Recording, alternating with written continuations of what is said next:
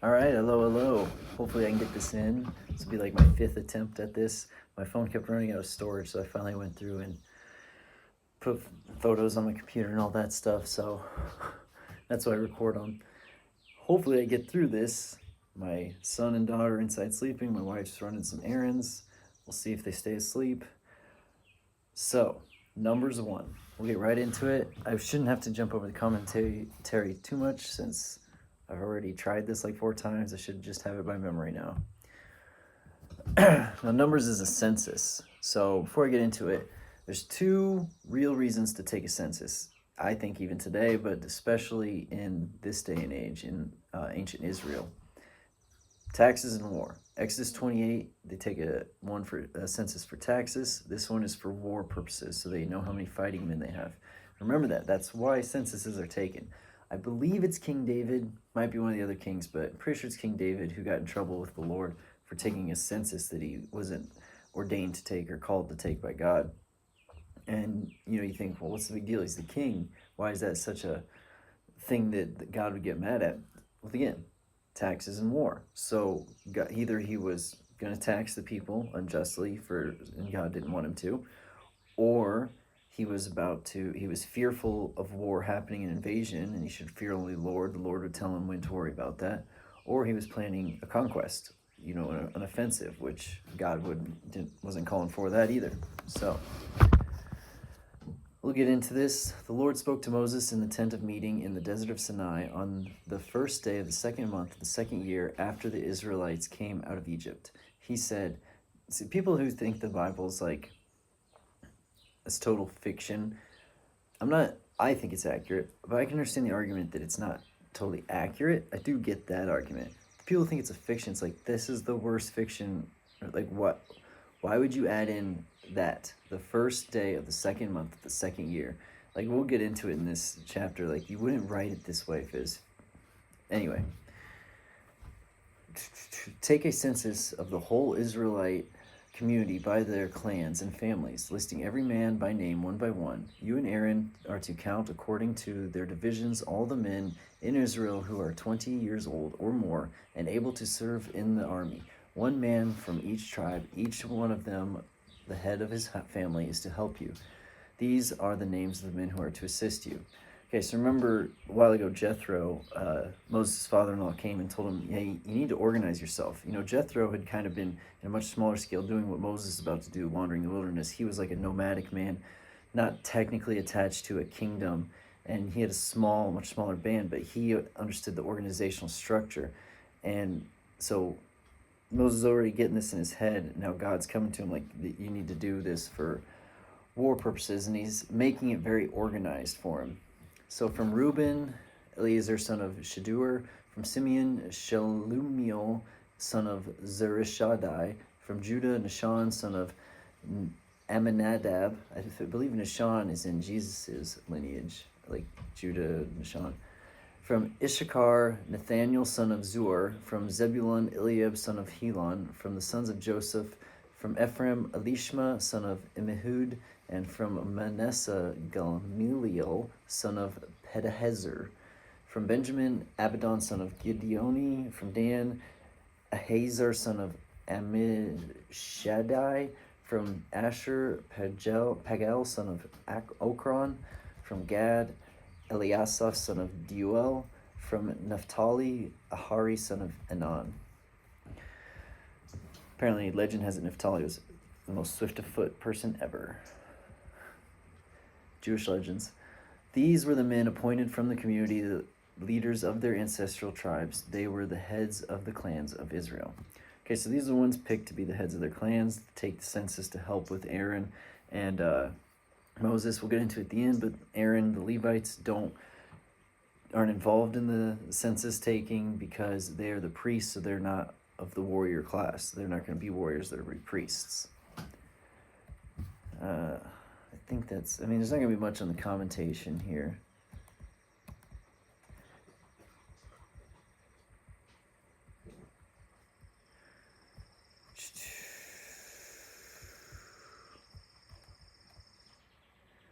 Okay, by their army, the order to count the commentary. potential soldiers was not meant to imply that Israel would take the land because of superior forces or merely because of the bravery of these men. They would receive the promised land by the hand of God. Nevertheless, they still had to fight and know, hey, you still have to be organized. Like, the old saying, God helps those who help themselves, or preparedness.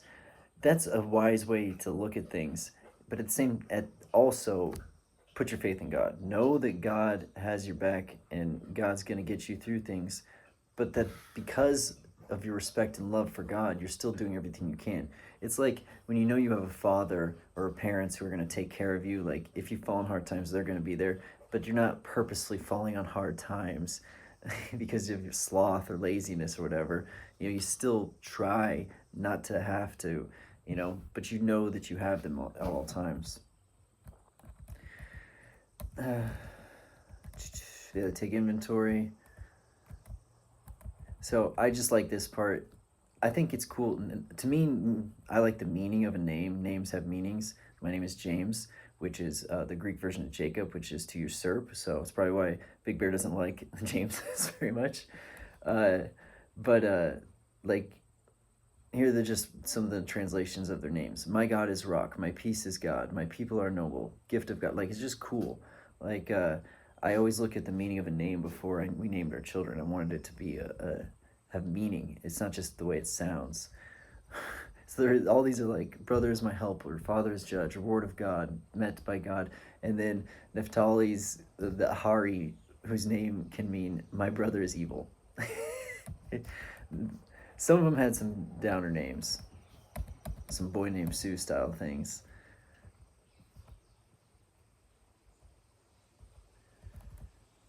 Okay, so now we're getting to the count. So again, this is like my 5th attempt at doing this. I'm going to read every word. That's part of this thing.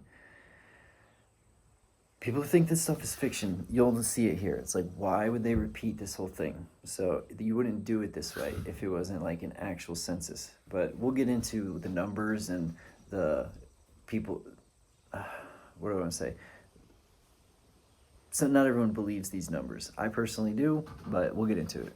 The descendants, from the descendants of Reuben, the firstborn son of Israel, all the men 20 years old or more who were able to serve in the army is listed by name, one by one, according to the records of their clans and families. The number from the tribe of Reuben was 46,500. From the descendants of Simeon, all the men 20 years old or more who were able to serve in the army were counted and listed by name, one by one, according to the records of their clans and families. The numbers from the tribe of Simeon were 59,500. From the descendants of Gad, all the men 20 years old or more who were able to serve in the army were listed by name according to the records of their clans and families. The number from the tribe of Gad was 45,650. From the descendants of Judah, all the men 20 years old or more who were able to serve in the army were listed by name according to the records of their clans and families. The number from the tribe of Judah was 74,600. From the descendants of Issachar, all of the men 20 years old or more who were able to serve in the army were listed by name according to the record of their clans and families. The number from the tribe of Issachar was 54,400. From the descendants of Zebulun, all of the men 20 years old or more who were able to serve in the army were listed by name according to the records of their clans and families. The number from the tribe of Zebulun was 57,400. Okay, before I go on, do you see why I'm like, fiction? Come on. If it is, that's the worst fiction. Like, it's just the reports of a census. I'm literally reading the results of a census as you would if you're reading like white papers, just boring style reading, repeating the whole paragraph over and over again.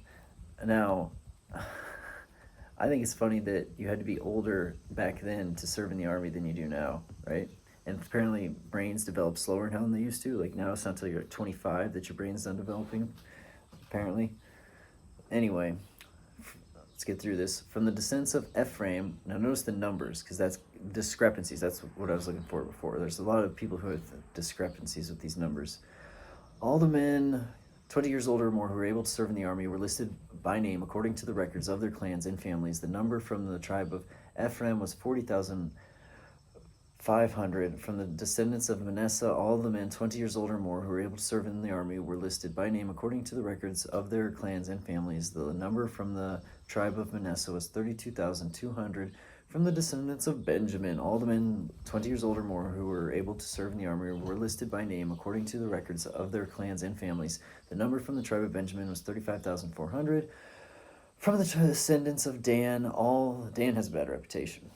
Just saying. All the men 20 years old or more who were able to serve in the army were listed by name according to the records of their clans and families. The number from the tribe of Dan was 62,700.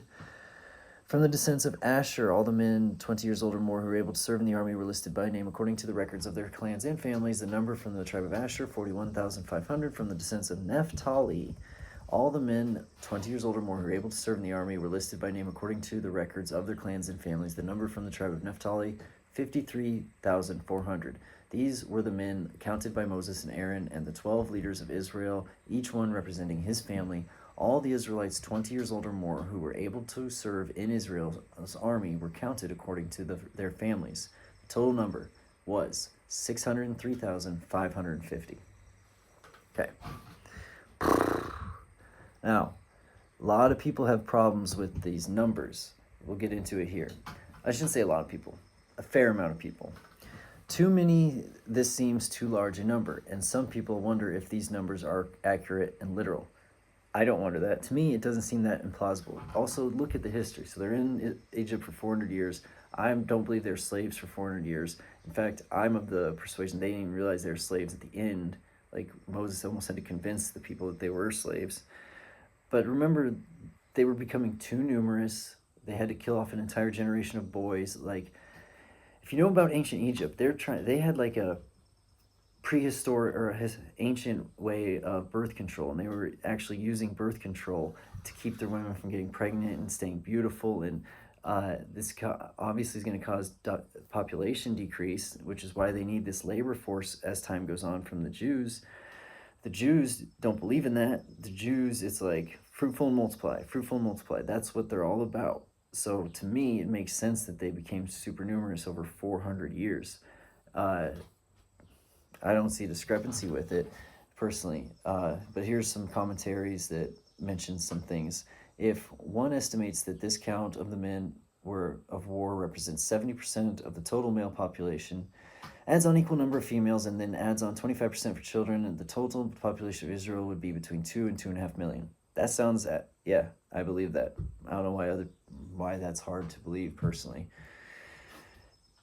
Like, oh, the ancient time. I don't think so. I think there's more people, especially in these cultures, which valued life and fertility, didn't practice child orgies and then sacrificing a child from the result of the orgy and all this. No, it's family is value in this community, which is why they were able to do a lot of things they were able to do.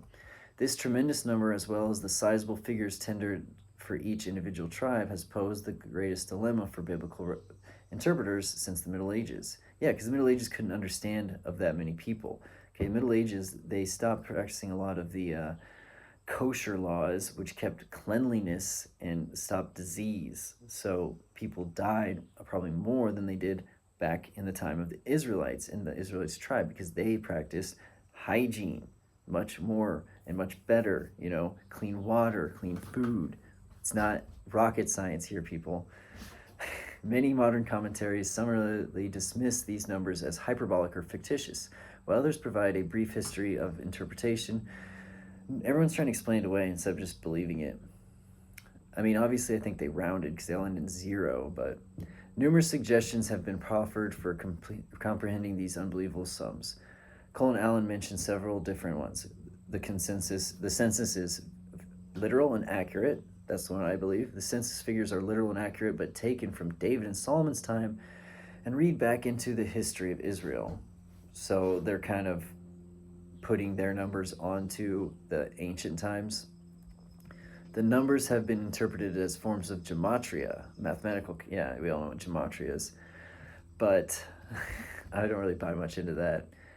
It's fun to hear about. The census figures are understood because the word thousands, elep, may mean a different number or have a different meaning, which I don't buy into that, because just a little while ago in Exodus, or I believe it was Exodus, Jethro, Moses' father-in-law, is telling him split your people, and you got to have more organization. You need to divide by the thousands, the hundreds, the fifties, the tens. So they already have the word for thousands, like, to reference back. So obviously it's a word bigger than hundreds. So maybe it's 500s or something like that. But they already have a reference point in Exodus of the word, so I don't buy into that. The census figures are symbolic. What's the symbolism? See, that's the one people say that all the time. Symbolic of what? And then you might have to bring gematria in to show what they're symbolic of. No. That's like hidden knowledge crap. The census figures are deliberate, purposeful exaggerations. The census figures have suffered from textual corruption, possible. The original figures were much lower, but later copiers accidentally or purposefully made them larger. Why is it so hard to believe? I just think about what you're saying. Oh, they didn't live, they couldn't support that kind of population. God's providing their food for them. They practice hygiene and eating properly. They value family. They are told to be fruitful and multiply. They've been in a land that's been pretty well taken care of them for quite a while over in Egypt. That's why they keep complaining while they're walking through the wilderness. Yeah, and they were the labor force in Egypt, so you'd want your labor force to be populated heavily. Most likely these numbers are all rounded off to the nearest 100, except for some of the 50s. Yeah. All right.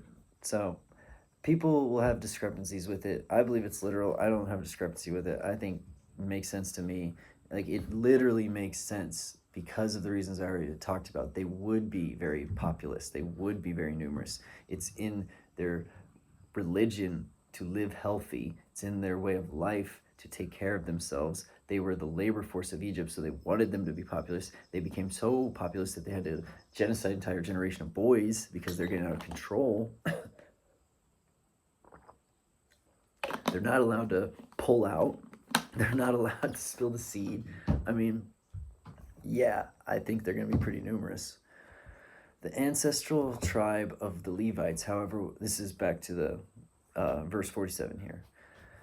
The ancestral tribe of the Levites, however, was not counted along with the others. The Lord had said to Moses, "You must not count the tribe of Levi or include them in the census of the other Israelites. Instead, appoint the Levites to be in charge of the tabernacle of the covenant law, over all its furnishings and everything belonging to it. They are to carry the tabernacle and its furnishings. They are to take care of it and encamp around it.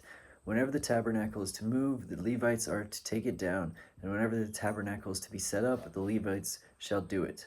Anyone else who approaches it is to be put to death. The Israelites are to set up the tents by divisions, each of them in their own camp under their standard. The Levites, however, are to set up their tents around the tabernacle of the covenant law so that my wrath will not fall on the Israelite community. The Levites are to be responsible for the care of the tabernacle of the covenant law. The Israelites did all this just as the Lord commanded Moses for a little while." So a few things. It's like, geez, no one else can even approach, put to death? That seems harsh. Okay, again, we've talked about this. You're basically a wandering militia, military. You have to have strict rules. You don't go near. That's like the top secret clearance area.